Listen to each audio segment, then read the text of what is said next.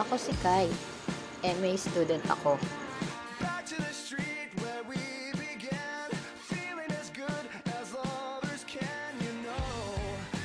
Pag sinabing MA, feeling ng iba petiks.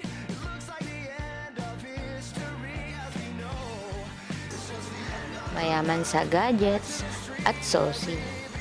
Pero di nila alam, sobrang yaman namin sa stress. May grupo na nga kami. The iBubbles. Hay buhay, Haggard.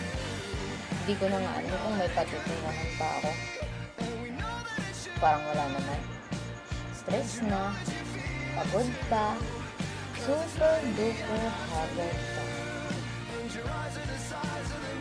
Pero may isang bagay na nagbibigay sa akin ng inspirasyon para sa lahat ng ito. At syempre, secret yun.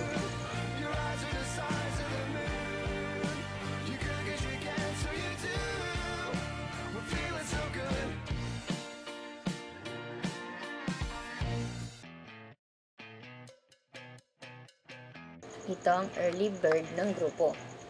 Si Lon, si Precious, at syempre, ako.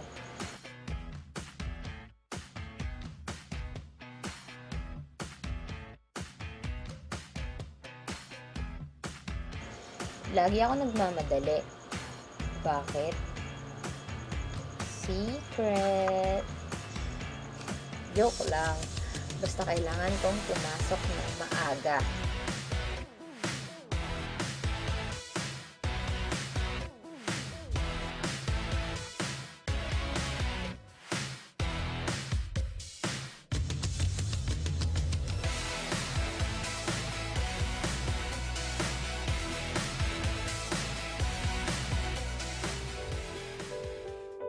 Eto na, nasa room na ako. This is it. Dumating na siya. Kaya ako maaga eh. Dahil sa kanya. My God! Inspired na naman ako. Sa kabila ng stressful na mga subjects at kulukutok naming prof.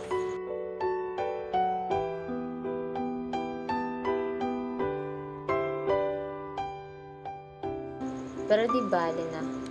Masaya naman ako dito sa likod eh. Lalo na sa tuwing magtatanong at lilingon siya sa akin.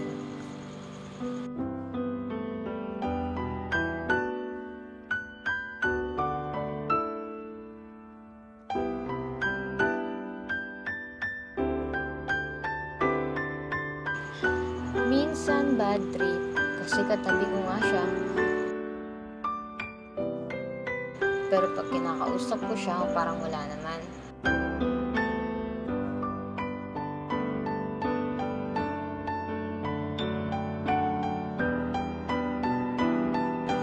Mukha lang akong nakikipag-usap sa hangin.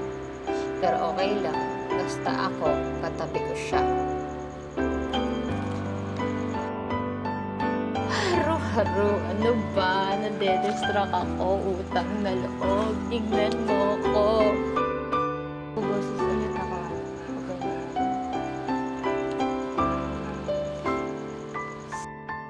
Sige, mag-Google Map. Huwag akong pansinin. Salita ako ng salita.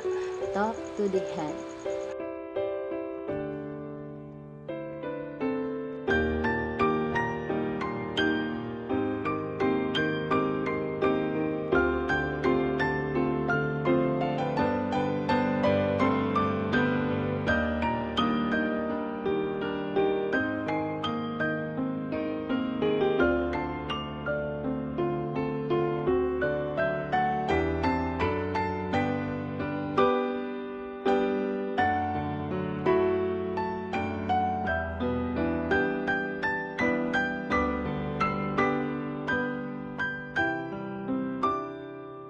Nagtuturo pa rin siya. Walang kadala-dala. Wala namang nakikinig. May kanya-kanya kaming business.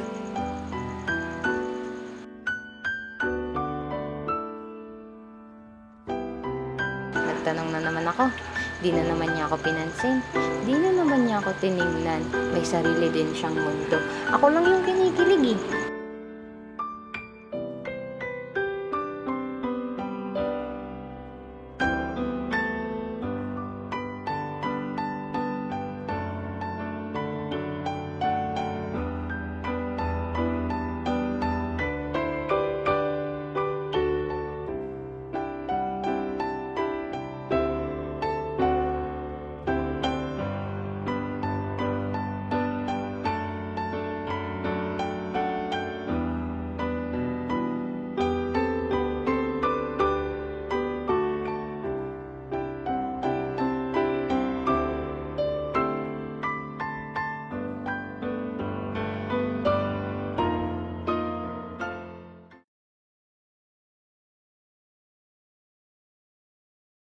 Second subject na. At eto, papunta na kami sa room.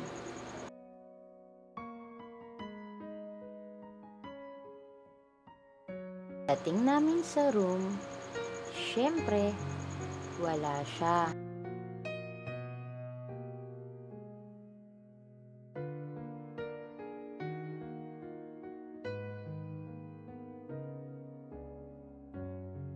Kaya ito, hinihintay ko siya. Kasi, late na naman. Para kasi sa kanyang upuan sa tabi ko eh. Tapos nilagyan ko yun ng bag para kunwari may nakaupo na. Nakaintay, nabunggo ni Brian yung upuan, nagalit ako, nag-away pa kami. Nagtanong si Sarah kung may nakaupo. Sabi ko mayroon.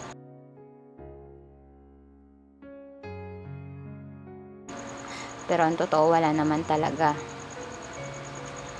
Kasi nga, para sa kanya yung upuan na yun.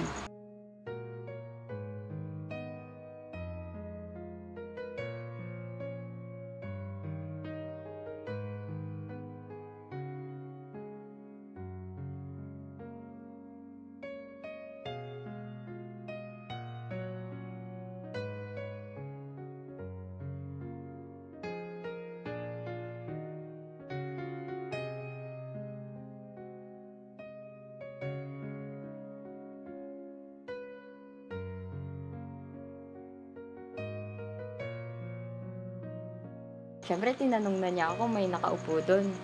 Sabi ko, wala. Kaya, sige, upo ka na dyan. Upo naman siya. Kinakausap na niya ako. Dumidikit na siya sa akin kahit konti.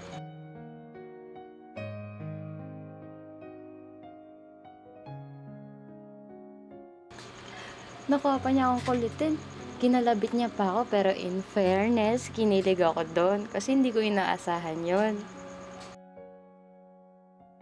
Tapos yun, pinalo ko siya. Maya-maya umalis, nagulat ako. Kasi uwian na pala. Sobrang pagmamadali, iwan niya yung notebook niya. Siyempre, tinignan ko yung notebook niya. Tapos, lumabas din ako, hinabol ko siya.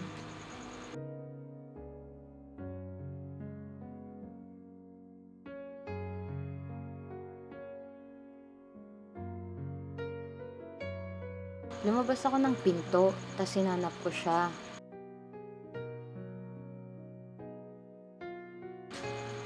Bumaba ako sa hagdan, tas di ko siya nakita. Pumasok ako sa loob ng garden. Binulat-lat ko ulit yung notebook niya. Baka kasi may makita ako ng ikatutuwa ko. Tapos yun, may nakita nga ako.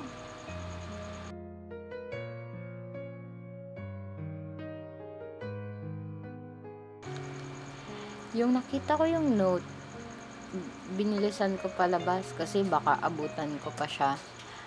Kaso pagdating ko sa labas, wala na eh. Kaya naglakad-lakad na ako pa uwi. Tapos pag uwi ko, merong dalawang lalaking humarang sa akin. Ako lang mag-isa nun, kaya natakot ako. Tapos biglang may dumating na lalaki. Napaluhod siya habang hawak-hawak yung kalong tagiliran. Nabitawan ko yung notebook.